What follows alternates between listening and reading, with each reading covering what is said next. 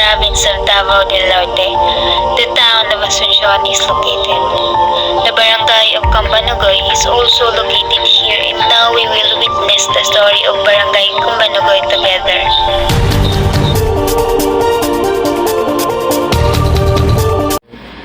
Kap ka na, pwede ba ni mo na i-state amin mo ang buong pangalan tapos kung sa'yo posisyon mo sa barangay Cambanugoy? Ako si Joseph Nilo Terraris Pareñas. Ako ang kasamtangang barangay captain sa barangay Cambanugoy. At the same time, ako ang ABC President. ABC President, o sa tanang kapitan, Tibok Asuncion. Ako ang President. So, dugay naman yun yung barangay no, Cambanugoy. So, unsa po yung kanang hindi ka na or kanang history sa Cambanugoy? About sa history, ibigay ko ka suwito sa history sa Cambanugoy. Ang ako alang ma-share sa inyo kung ano sa ako nagsugod rin. Pero about sa Cambanugoy, kada na inaging ang dugay na nitaing Cambanugoy. Almost 80 plus years. Pabali ang old town, Cambanugoy. Cambanugoy, Kanatan, uba na sila.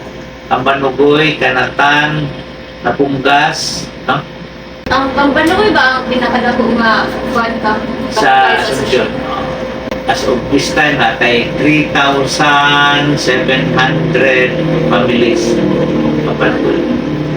Tapos, kung convert nato na sa into population, more or less, anas mga 12 to 13,000 po. Ang taga-Cambanugoy. Pila na pagkakatuig nag-servisyo director ko ng Ako din since 1987 to 2003, December. Tapos vice mayor ko, dili lang sa Cambanugoy, Tibok Asuncion. Vice mayor ko up to 2007, nag-mayor ko up to 2016. Tapos nibalik na po pagka-doktor up to 2018.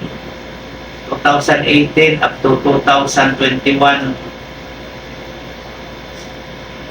November ako ang Chief of Hospital sa Lundiang Paraiso Rehabilitation Center sa Pulitia. Ako ang Provincial General Service Officer. Wala na kayo plano nga dagat o Wala na. Itan na tayo. So, ang kaning kuan ka, kaning health center diri sa Cambanugoy, mga pila na po ni siya ka kuan? Dugay-dugay na ni. Term pa ni Kapitan Edgar Castillo.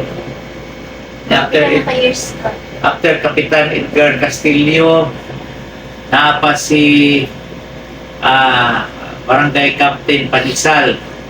After Barangay Captain Panisal, bakit ang Velasco pagani ini nagsukod.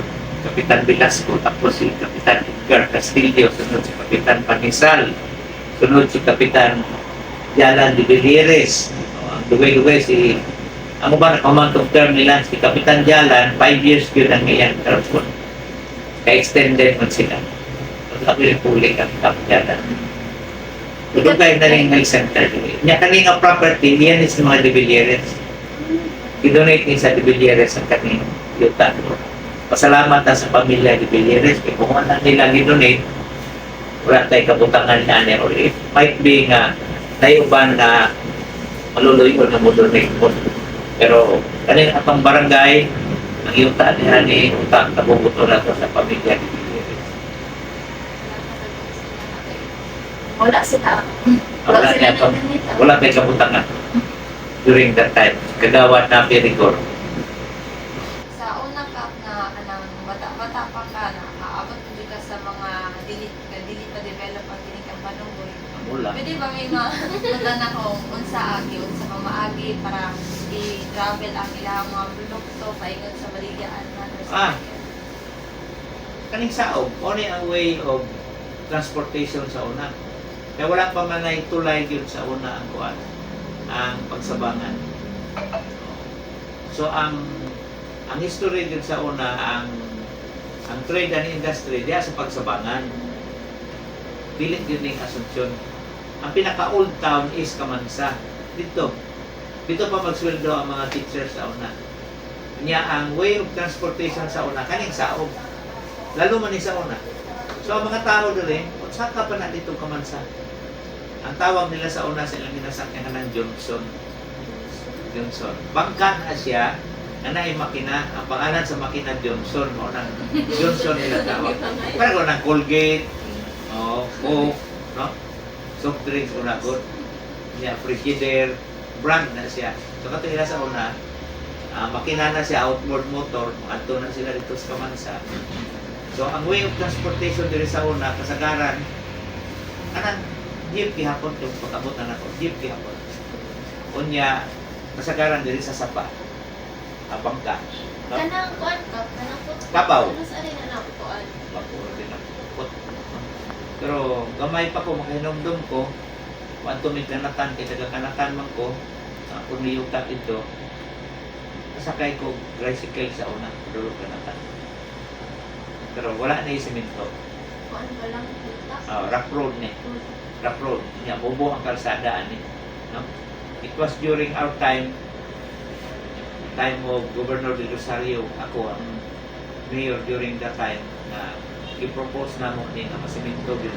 Kap kaning sponsor man ganing kapan no.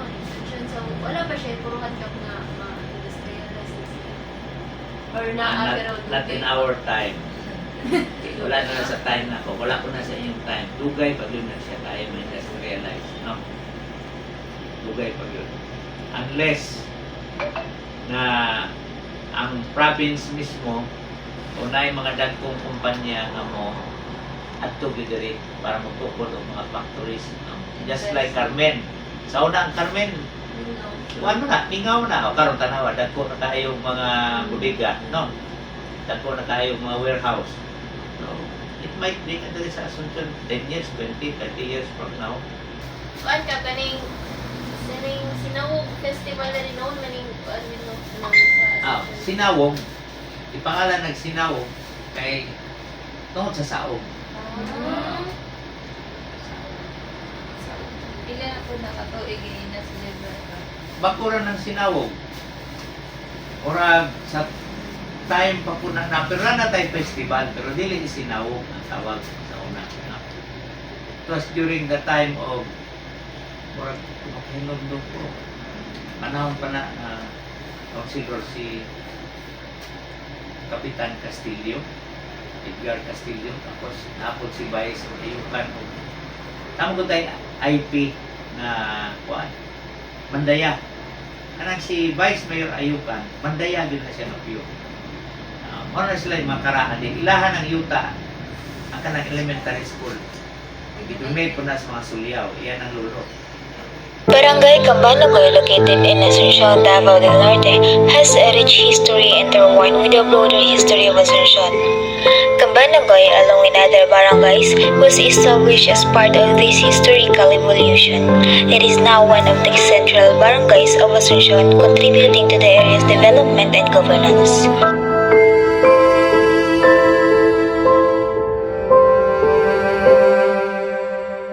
The municipality of Asuncion, located in Davao del Norte, was officially established as a regular municipal district on February 23, 1921 by Executive Order No. 8, signed by Governor General Francis Burton F. Harrison. Initially, it was composed of two districts, Camansa and Sao, each containing 5 barrios.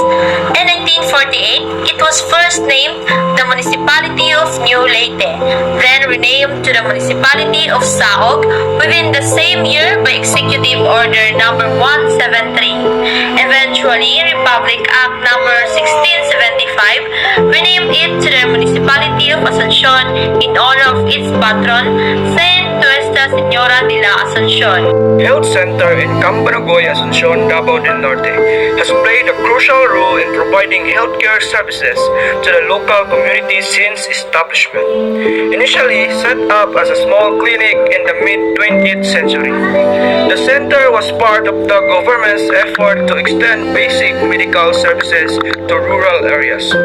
Over the years, it has evolved and expanded in response to the growing population and the community's increasing healthcare needs. Cambanogoy Central Elementary School, located in Barangay Cambanogoy, Asuncion, Davao del Norte, has history that reflects the growth and development of the local education system. The school was established to meet the increasing demand for elementary education in the area, driven by the growing population and the need to provide accessible education to the children of Asuncion. The school started under the modest conditions, with temporary classrooms and limited resources. Despite these challenges, the dedication of its faculty and the support from the community enabled the school to thrive.